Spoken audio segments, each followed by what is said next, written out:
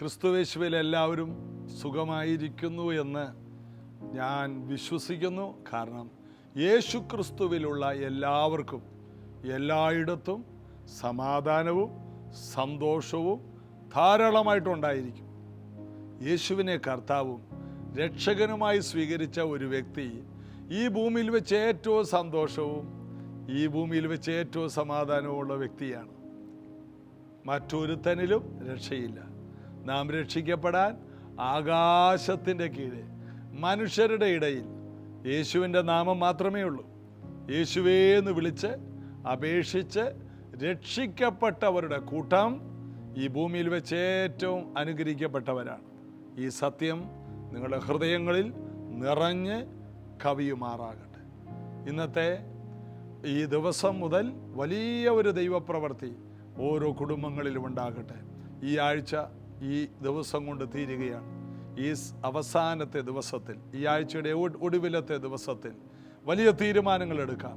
ദൈവം നമുക്ക് തരാൻ പോകുന്ന ആ പുതിയ ആഴ്ച പുതിയ വിടുതലുകൾ, പുതിയ അനുഗ്രഹങ്ങൾ, പുതിയ ഉയർച്ചകൾ, പുതിയതായി തുറക്കുന്ന പുതിയ വഴികൾ, വലുതും സഫലവുമായ വാതിലുകൾ എല്ലാം കാണുമെന്ന് വിശ്വാസം പറയാം.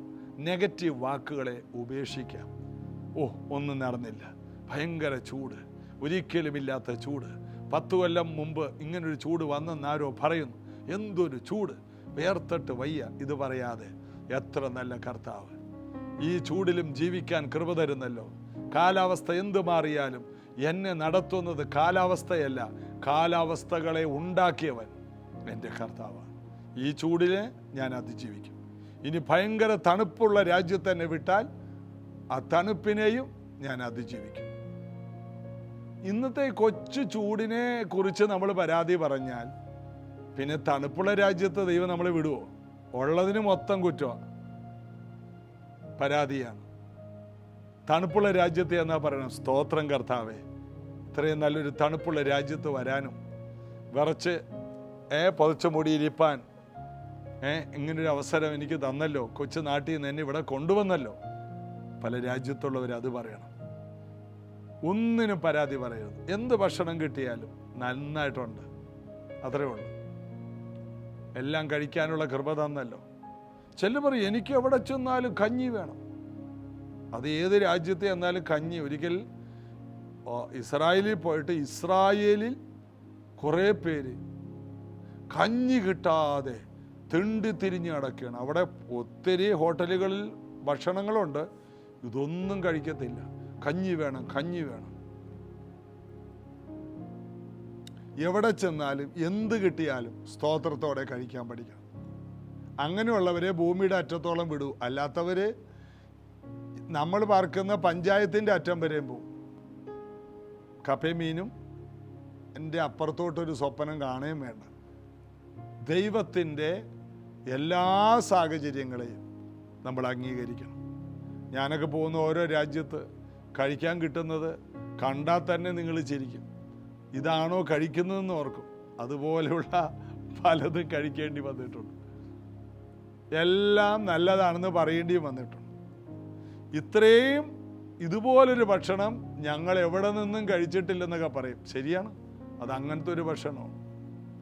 ചിലത് എരിഞ്ഞിട്ട് വായിൽ വെക്കാൻ പറ്റത്തില്ല, ചിലത് മുളകോ ഉപ്പോ ഒന്നുമില്ല, വെറുതെ പുഴുങ്ങി വെച്ചിരിക്കുന്നു. ഓരോ രാജ്യത്തിൻ്റെ രീതികളാണ്. അപ്പോൾ നമ്മുടെ അപ്പനും അമ്മയും ഉണ്ടാക്കി തന്ന അതേ രുചിയിൽ മാത്രമല്ല ഭൂമിയുടെ അറ്റം വരെ. ഏത് രുചിയെ അംഗീകരിക്കണം, ഏത് ടേസ്റ്റുകളെയും അംഗീകരിക്കണം, ഏത് നിറത്തെ അംഗീകരിക്കണം, ഏത് കാലാവസ്ഥയെ അംഗീകരിക്കണം. ഈ ഉരുണ്ട ഭൂമിയിൽ എല്ലായിടത്തും പോകാൻ പറ്റിയ ഒരു മാനസിക അവസ്ഥ നാം വളർത്തിയെടുക്കണം. കർത്താവ് അതിനൊരു കൃപ തരട്ടെ. പുതിയ ആഴ്ച മുതൽ, നാളെ മുതൽ ആരംഭിക്കുന്ന പുതിയ ആഴ്ച മുതൽ നിങ്ങൾ അങ്ങനെ ആയിരിക്കുമെന്ന് ഞാൻ യേശു ക്രിസ്തുവിൽ വിശ്വസിക്കുന്നു. ഏത് സാഹചര്യത്തെയും അതിജീവിക്കാനുള്ള പ്രത്യേകതയുള്ളവരായി തീരട്ടെ. നമുക്ക് ചേർന്ന് പാടി യേശുവിനെ ആരാധിക്കാം. അത്ഭുത വിസ്മയ സ്നേഹം എന്നാത്മാവിനാനന്ദം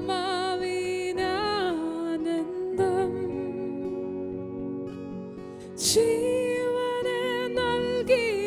സ്നേഹം എൻ ജീവന്റെ ആധാരം. ഓ എൻ ജീവന്റെ ആധാരം. അത്ഭുത വിസ്മയ സ്നേഹം എന്നാത്മാവിനാനന്ദം.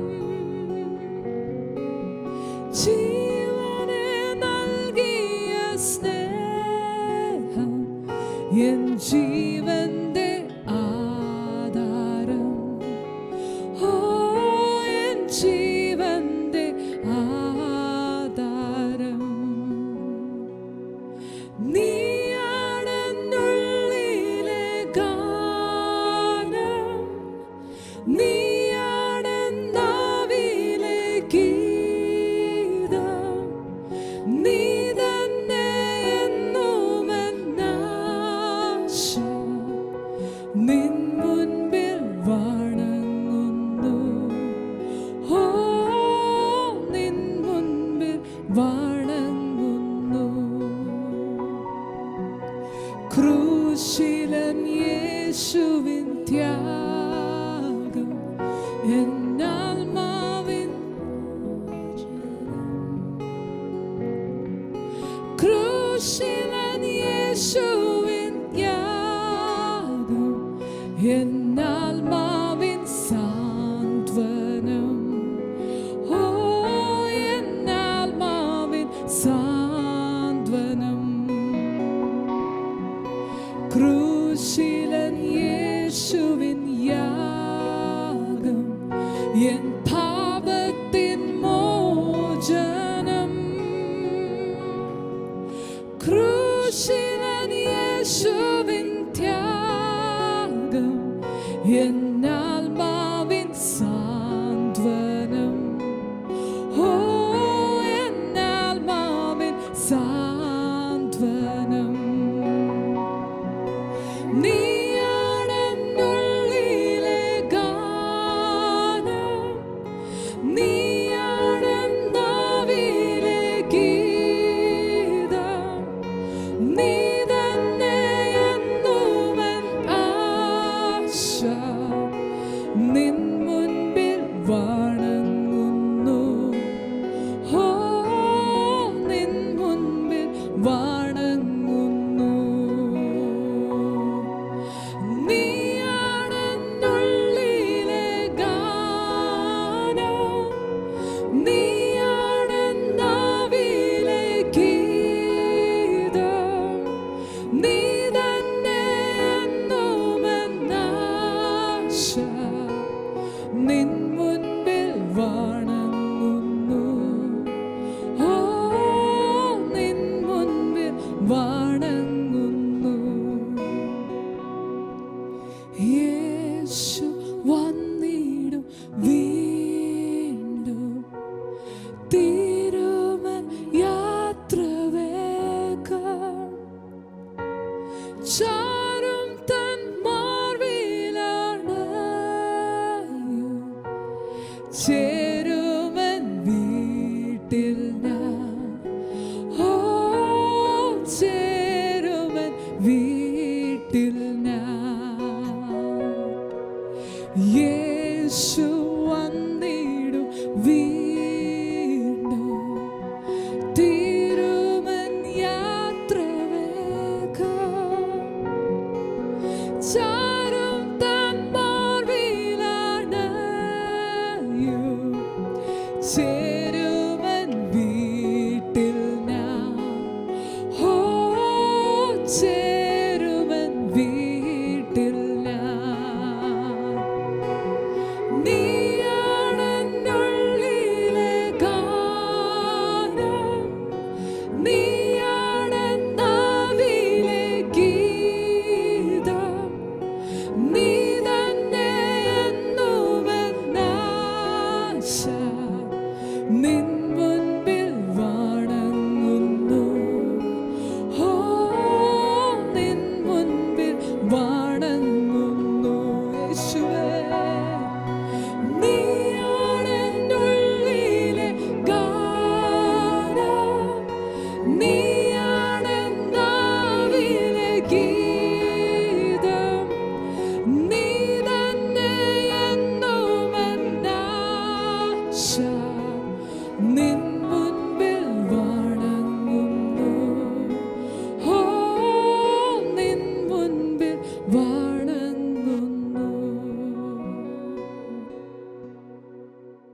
എഫെസ്യ ലേഖനത്തിൽ നിന്നാണ് ഈ ആഴ്ച മുഴുവനും നമ്മൾ ധ്യാനിച്ചു കൊണ്ടിരിക്കുന്നത്. 1-ാം അധ്യായത്തിൻ്റെ 1-ാം വാക്യം മുതൽ ആരംഭിച്ചു, 2-ാം വാക്യം വരെ എത്തി. ദൈവം നമുക്ക് അതിൻ്റെ ഉള്ളിൽ നിന്ന് 5 ദിവസം ചിന്തിക്കാനുള്ള ചിന്തകൾ, ധ്യാനം, വെളിപ്പാടുകൾ, കൃപകൾ, വിശ്വാസം, അഭിഷേകം, വിടുതൽ എല്ലാം അതിൽ നിന്ന് നമുക്ക് തന്നു. ഞാൻ ദൈവത്തെ സ്തുതിക്കുന്നു. ദൈവം നമ്മെ എത്രയധികം സ്നേഹിക്കുന്നു. അല്ലായിരുന്നെങ്കിൽ ഈ വാക്യത്തിൻ്റെ ഉള്ളിൽ കിടക്കുന്ന ഈ വിലപ്പെട്ട മർമ്മങ്ങളൊന്നും കർത്താവ് അത് തുറന്ന് നമ്മെ കാണിക്കില്ലായിരുന്നു. ഞാൻ എത്രയോ പ്രാവശ്യം എഫെസ്യ ലേഖനം വായിച്ചിട്ടുണ്ട്. എന്നാൽ ഇന്ന് വായിച്ചപ്പോൾ ഓരോ പ്രാവശ്യം വായിക്കുമ്പോഴും പുതിയത് കാണാൻ കഴിയുന്നു. അതാണ് വെളിപ്പാടെന്ന് പറയുന്നത്. നമ്മൾ വായിക്കുമ്പോൾ ഒരു പ്രാവശ്യം വായിച്ചതുപോലെയല്ല. പരിശുദ്ധാത്മാവിൽ നിറഞ്ഞവർ വേദപുസ്തകം വായിക്കുമ്പോൾ, ദൈവഭക്തിയിൽ ജീവിക്കുന്നവർ വേദപുസ്തകം വായിക്കുമ്പോൾ വ്യത്യസ്തമായ ആശയങ്ങളും ആലോചനകളും അരുളപ്പാടുകളും നൽകിത്തരും. നിങ്ങൾക്കിത് പരിശീലിക്കാം. എന്നോട് ഒത്തിരി പേര് ചോദിക്കും, ഇത് എങ്ങനെയാണ് ഈ കാര്യങ്ങൾ ചെയ്യുന്നത്? ഒറ്റ കാര്യം, പ്രാർത്ഥിക്കും, ബൈബിൾ വായിക്കും. പ്രത്യേകതകളൊന്നുമില്ല. പിന്നെ കർത്താവ് പറഞ്ഞിട്ടുണ്ട്, നിങ്ങൾ എവിടെയെങ്കിലും ചെല്ലുമ്പോൾ പറയാൻ പോകുന്നതിനെക്കുറിച്ച് ഭാരപ്പെടേണ്ട. പറയാനുള്ളത് ആ നാഴികയിൽ നിങ്ങളല്ല, നിങ്ങളുടെ ദൈവത്തിൻ്റെ ആത്മാവ്, എൻ്റെ പിതാവിൻ്റെ ആത്മാവ്. യേശു പറഞ്ഞു, എൻ്റെ സ്വർഗസ്ഥനായ പിതാവിൻ്റെ ആത്മാവ് തന്നെ നിങ്ങൾക്കത് വെളിപ്പെടുത്തി തരും. നിങ്ങളല്ല സംസാരിക്കുന്നത്, എൻ്റെ പിതാവ് തന്നെ, പിതാവിൻ്റെ ആത്മാവ് തന്നെ സംസാരിക്കും. എനിക്ക് നല്ല ബോധ്യമുണ്ട്. ഈ കഴിഞ്ഞ ദിവസങ്ങളെല്ലാം സംസാരിച്ചത് ഞാനല്ല, എൻ്റെ ശബ്ദമാണ്, എന്നാൽ പരിശുദ്ധാത്മാവാണ്. ആ ഒരു ധൈര്യമാണ് എന്നെ ഓരോ ദിവസവും ഇങ്ങനെയുള്ള പ്രാർത്ഥനകളെ നടത്താനായിട്ട് എന്നെ മുന്നോട്ട് ഫോഴ്സ് ചെയ്യുന്നത്. ഞാൻ പറഞ്ഞാൽ ശ്രദ്ധിക്കാൻ ആരും ഉണ്ടാകില്ല, എന്നാൽ പരിശുദ്ധാത്മാവായതുകൊണ്ട് അത് കേൾക്കും തോറും കേൾക്കുന്നവർക്ക് ധാരാളം കൃപയുണ്ടാകും, വിടുതലുണ്ടാകും. ഇന്ന് നമ്മൾ ഒന്നുകൂടി ആ ഭാഗം വായിക്കുകയാണ്. ദൈവഹിതത്താൽ ക്രിസ്തുവേശുവിൻ്റെ അപ്പോസ്തലനായ പൗലോസ് ക്രിസ്തുവേശുവിൽ വിശ്വാസമർപ്പിച്ചവരായി എഫെസോസിലുള്ള വിശുദ്ധന്മാർക്ക് എഴുതുന്നത്, നമ്മുടെ പിതാവായ ദൈവത്തിൽ നിന്നും കർത്താവായ യേശു ക്രിസ്തുവിൽ നിന്നും നിങ്ങൾക്ക് കൃപയും സമാധാനവും ഉണ്ടാകുമാറാകട്ടെ. കൃപയും സമാധാനവും, ഇതെല്ലാം നമ്മൾ ധ്യാനിച്ചതാണ്. അടുത്ത ഒരു വാക്യം, നമ്മുടെ കർത്താവായ യേശു ക്രിസ്തുവിൻ്റെ ദൈവവും പിതാവുമായവൻ വാഴ്ത്തപ്പെടട്ടെ. നമ്മുടെ സാധാരണ ബൈബിളിൽ കൊടുത്തിരിക്കുന്നത്, സ്വർഗത്തിലെ സകല ആത്മീയ അനുഗ്രഹങ്ങളാലും നമ്മെ ക്രിസ്തുവേശുവിൽ അനുഗ്രഹിച്ചിരിക്കുന്ന നമ്മുടെ കർത്താവായ യേശു ക്രിസ്തുവിൻ്റെ ദൈവവും പിതാവുമായവൻ വാഴ്ത്തപ്പെട്ടവൻ. ആ വാക്ക്, 2 വാക്ക് ഒന്നിച്ച് അവിടെ വന്നിട്ടുണ്ട്. നമ്മുടെ കർത്താവായ യേശു ക്രിസ്തുവിൻ്റെ ദൈവവും പിതാവുമായവൻ വാഴ്ത്തപ്പെടട്ടെ. കാരണം ഒന്ന് ഞാൻ എടുത്തു പറഞ്ഞതാണ്, അവിടുന്ന് സ്വർഗത്തിലെ സർവ ആത്മീക അനുഗ്രഹങ്ങളാലും ക്രിസ്തുവേശുവിൽ നമ്മെ അനുഗ്രഹിക്കും എന്നല്ല, അനുഗ്രഹിച്ചിരിക്കുന്നു. അതുകൊണ്ട് എൻ്റെ ദൈവത്തിന് ഞാൻ സകല മഹത്വവും നൽകുന്നു. എൻ്റെ ദൈവത്തിൻ്റെ നാമം വാഴ്ത്തപ്പെടട്ടെ. എൻ്റെ ദൈവം യേശുക്രിസ്തുവിലൂടെ സ്വർഗത്തിലുള്ള സകല ആത്മീക അനുഗ്രഹങ്ങളും എനിക്ക് തന്നു കഴിഞ്ഞു. 2 തരത്തിലുള്ള അനുഗ്രഹങ്ങൾ ഈ ഭൂമിയിൽ ലഭിച്ചവരാണെന്നാണ്. ഒന്ന്, അബ്രഹാമിൻ്റെ അനുഗ്രഹം യേശുക്രിസ്തുവിലൂടെ നമുക്ക് ലഭിച്ചു. ഗലാത്യ ലേഖനം 3:14 വാക്യം, അബ്രഹാമിൻ്റെ അനുഗ്രഹം ക്രിസ്തുവേശുവിലൂടെ നമുക്ക് വന്നു, ജാതികൾക്ക് വന്നു. അബ്രഹാമിൻ്റെ അനുഗ്രഹം അബ്രഹാമിൻ്റെ മക്കൾക്കുള്ളതാണ്. നമ്മൾ അബ്രഹാമിൻ്റെ മക്കളല്ലായിരുന്നു.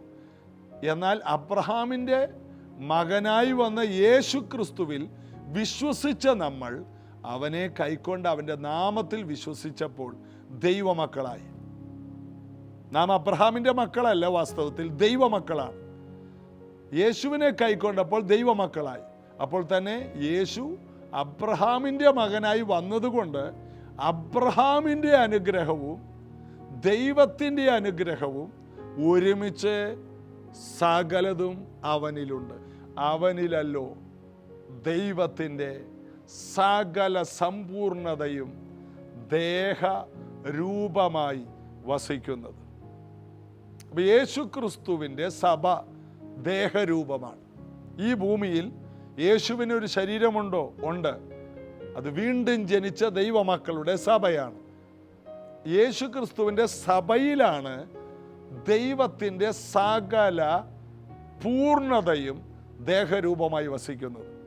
ഭൗതികമായി ഉള്ള അനുഗ്രഹം, ഈ ഭൂമിയിൽ ലഭിക്കാവുന്ന എല്ലാ അനുഗ്രഹങ്ങളും, അബ്രഹാം പൊന്ന്, വെള്ളി, കന്നുകാലി, ദാസിദാസന്മാർ എന്നീ വകയിൽ ബഹുസമ്പന്നനായിരുന്നു.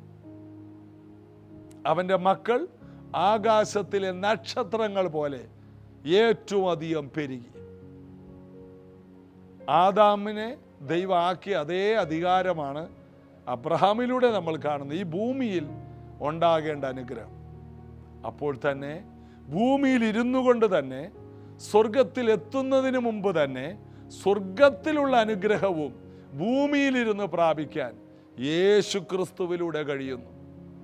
ഈ മർമ്മങ്ങളൊക്കെ പ്രാർത്ഥനയോടെ ഗ്രഹിക്കുന്ന ഒരു വ്യക്തി ജീവിതത്തിൽ എത്രയധികം നന്ദിയുള്ളവരും ഒരു പരാതിയും ഇല്ലാത്തവരുമായി ജീവിക്കാൻ കഴിയും. ഒരു പരാതിയുമില്ല. കർത്താവേ, ഭൂമിയിൽ ഇതുപോലെ അനുഗ്രഹിക്കപ്പെട്ട, എന്നെപ്പോലെ അനുഗ്രഹിക്കപ്പെട്ട ആരുമില്ലെന്ന് നെഞ്ചിൽ കൈവച്ച് പറയാൻ കഴിയുന്ന ഒരു വ്യക്തിയാണ് നിങ്ങളും ഞാനും. അബ്രഹാമിൻ്റെ അനുഗ്രഹം, സ്വർഗത്തിലെ അനുഗ്രഹം. അപ്പം ഈ അനുഗ്രഹങ്ങളെല്ലാം ഇനി നമ്മുടെ കണ്ണിൻ്റെ മുമ്പിൽ വെളിപ്പെടണം. അതിനെന്ത് ചെയ്യണം? വിശ്വാസത്താൽ അതിലിരിക്കണം. അതിലിരിക്കുമ്പോൾ അത് വെളിപ്പെട്ട് വരും. എന്ത് കാര്യത്തിനൊരു സമയമുണ്ട്. നമ്മുടെ വീട്ടുമുറ്റത്ത് നിൽക്കുന്ന മാവിലുള്ള മാവ് പൂത്ത് കണ്ണിമാങ്ങയായി മാങ്ങയായി വളർന്ന് അതൊരു പഴം മാങ്ങയാകാൻ നമ്മൾ കാത്തിരിക്കുന്നില്ലേ?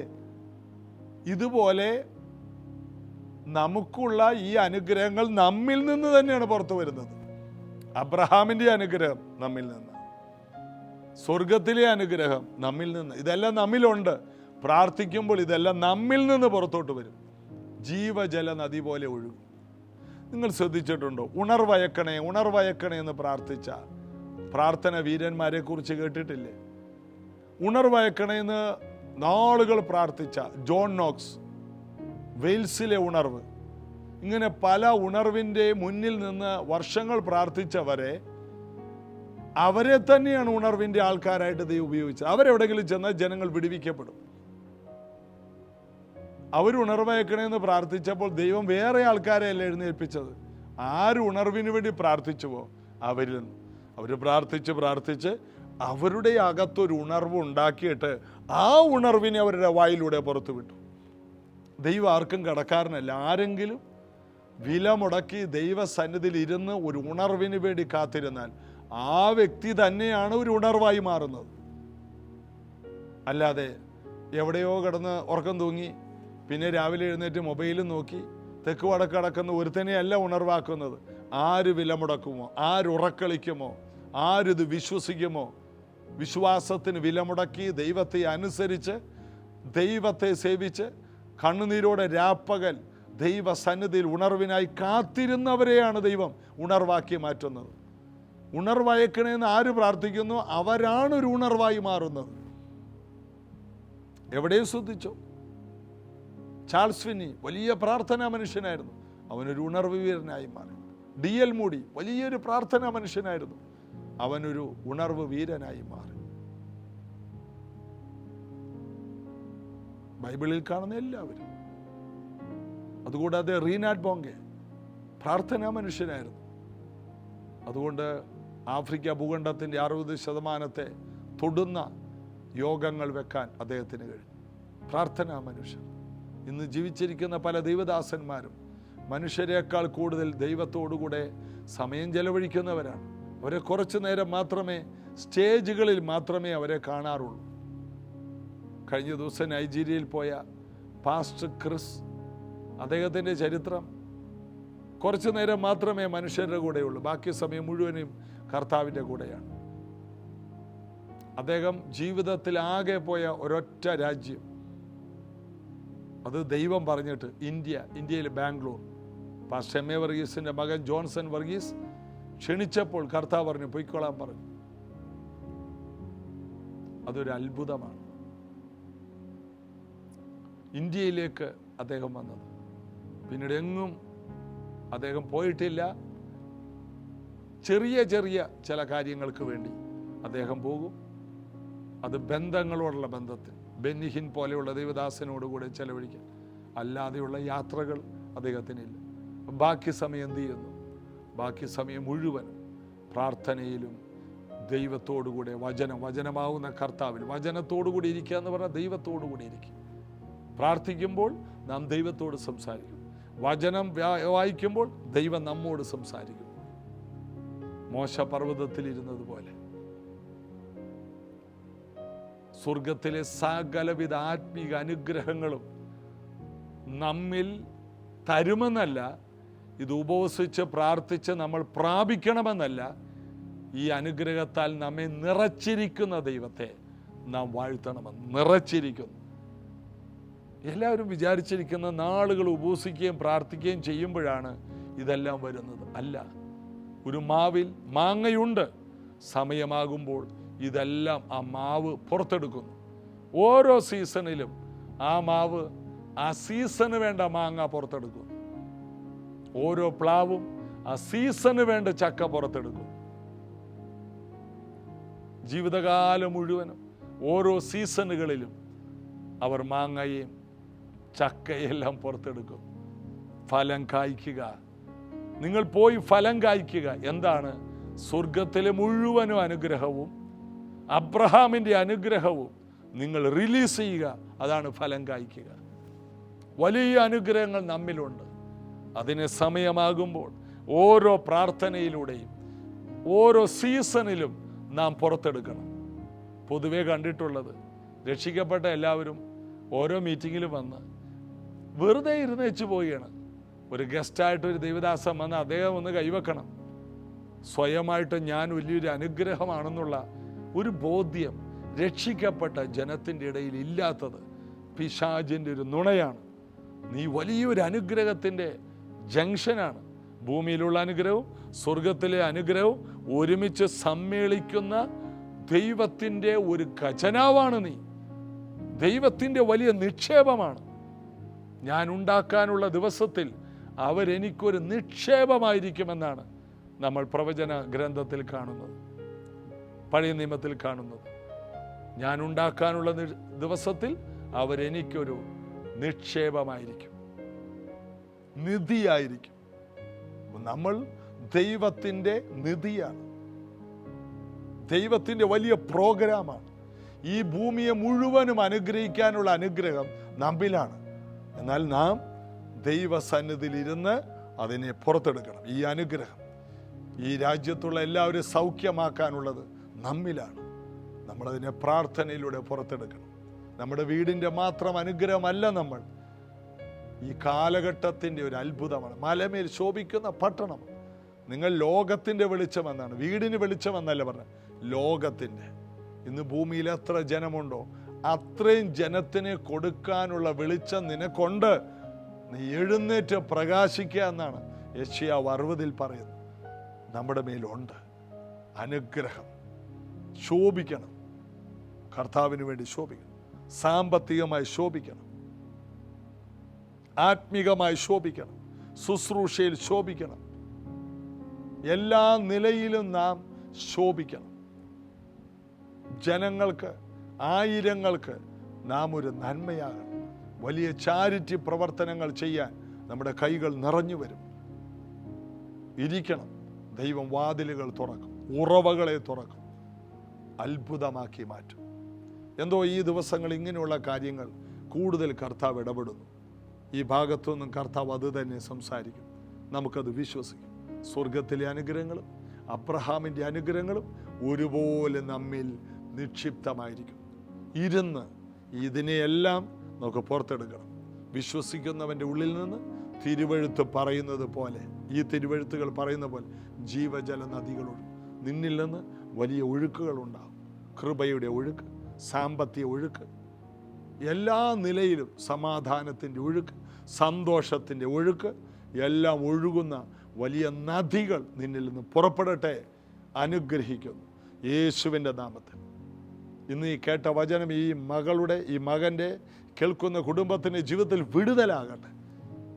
അനുഗ്രഹത്തിൻ്റെ നിറകുടങ്ങളാണ് ഇവരെന്ന് തിരിച്ചറിവിലേക്ക് ഈ അധ്യായത്തിലൂടെ ഇവർ വരട്ടെ. ഇന്ന് ഈ കേട്ട വചനം ഇവരെ മാറ്റി മറിക്കട്ടെ. ഇവരിൽ വലിയ പ്രതീക്ഷകൾ ഉണ്ടാകട്ടെ. അനുഗ്രഹിക്കുന്നു. ആയിരങ്ങൾക്ക് സൗഖ്യവും 10,000-ങ്ങൾക്ക് വിടുതലും ഇവരുടെ വായിലൂടെ, ഇവരുടെ സ്പർശനത്തിലൂടെ, ഇവരുടെ സാന്നിധ്യത്തിലൂടെ ഉണ്ടാകട്ടെ. അനേകർക്ക് കൊടുക്കുന്നവരാകട്ടെ, അനേകർക്ക് കടം കൊടുക്കുന്നവരാകട്ടെ, അനേകർക്ക് നന്മ കൊടുക്കുന്നവരാകട്ടെ. യേശുവിൻ നാമത്തിൽ ആമേൻ. വലിയ അനുഗ്രഹത്തിൻ്റെ നിക്ഷേപമാണ് നിങ്ങൾ.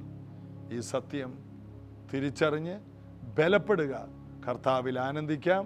നാളെ അനുഗ്രഹിക്കപ്പെട്ട ഒരു സഭായോഗം രാവിലെ പ്രൈസ് ജനറേഷൻ ചർച്ചിൽ വെച്ചുകൊണ്ട് രാവിലെ 8 മണി മുതൽ 11 മണി വരെ ലൈവായിട്ടും പല രാജ്യത്തിരുന്ന് കാണാം. കടന്നു വരാൻ കഴിയുന്ന എല്ലാവരും കടന്നു വരിക. ആരാധിക്കാനും കർത്താവിനെ പുകഴ്ത്താനും നമ്മുടെ ദൈവം വാഴ്ത്തപ്പെടുമാറാകട്ടെ. ദൈവത്തെ വാഴ്ത്തുവാനും നമുക്ക് കടന്നു വരാം. സഹകരിച്ച എല്ലാവർക്കും നന്ദി. ഈ വീഡിയോകൾ മറ്റുള്ളവർക്ക് ഷെയർ ചെയ്യുക. സാമ്പത്തികമായ വലിയ ആവശ്യങ്ങളുടെ നടുവിൽ ഈ മിനിസ്ട്രിയെ കൈത്താങ്ങൽ ചെയ്യുവാൻ നിങ്ങളെയും ഞാൻ സ്വാഗതം ചെയ്യുന്നു. നിങ്ങൾക്ക് ലഭിക്കുന്ന വിലപ്പെട്ട ഒരു അവസരമാണ്, ഒരു നല്ല കാര്യം. ഭൂമിയിൽ മുഴുവനും സമാധാനം പരത്തുവാൻ നമുക്ക് ഒരുമിച്ച് നിൽക്കാം. God bless you.